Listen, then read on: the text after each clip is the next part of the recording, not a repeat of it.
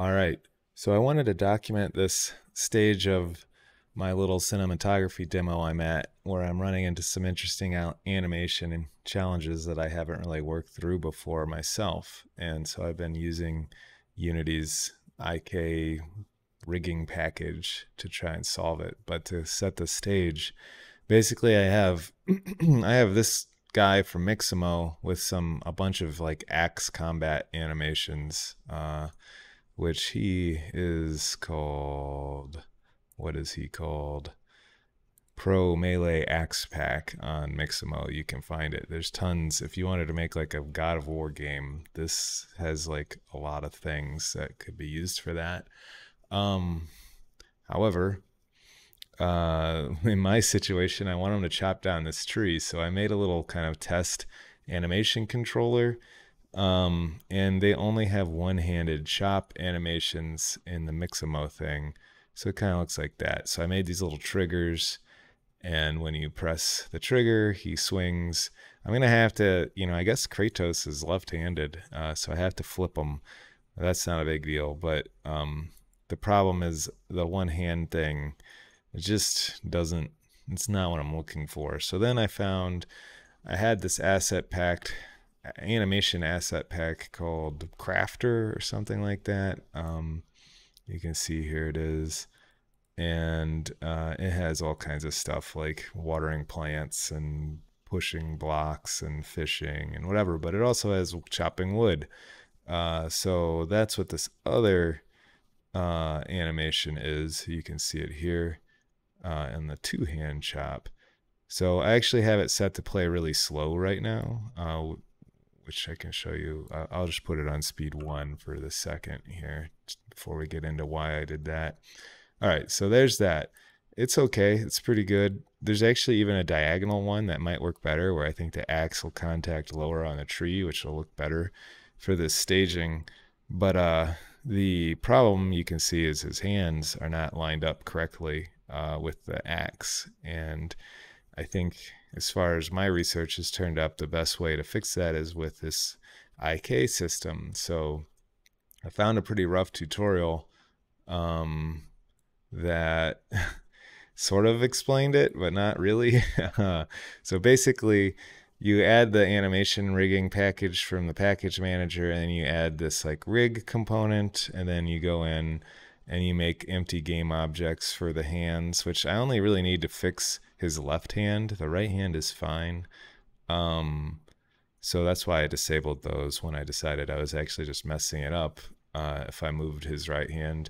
And then like you can put this two bone IK constraint component on there, which lets you kind of like correlate or connect parts of your rig to these IK rig things, parts of the Mixamo rig to the IK rig thing that I just made.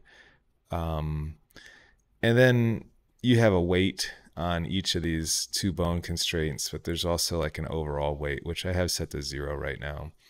And so what happens is actually also in addition, and I don't know how mandatory this is, but there's this script that was involved in the tutorial that basically just moves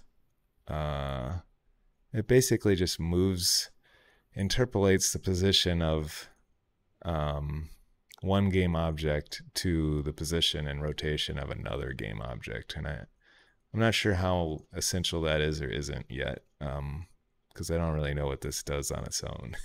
But I got the situation now where if I were to go into my rig and put the weight all the way up,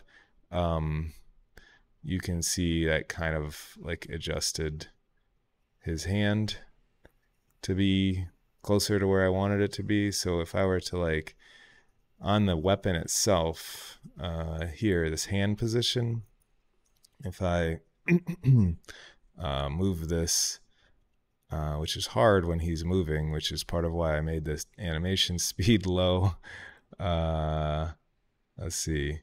I was able to get it. All right, you can see how his hand is kind of following this, which is cool. So I tried to kind of like line it up on the weapon. And then there's also this thing called a hint, which kind of like allows you to adjust it a little further, I suppose.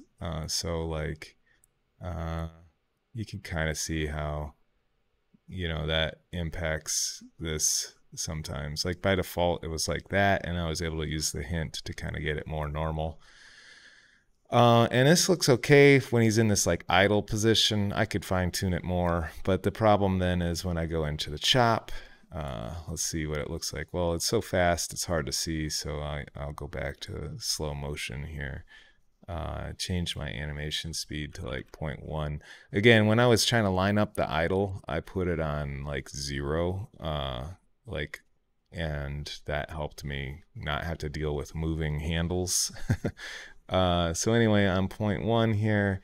So this looks real bad when it has the one-handed pose because it's moving his other hand over there in a dumb way.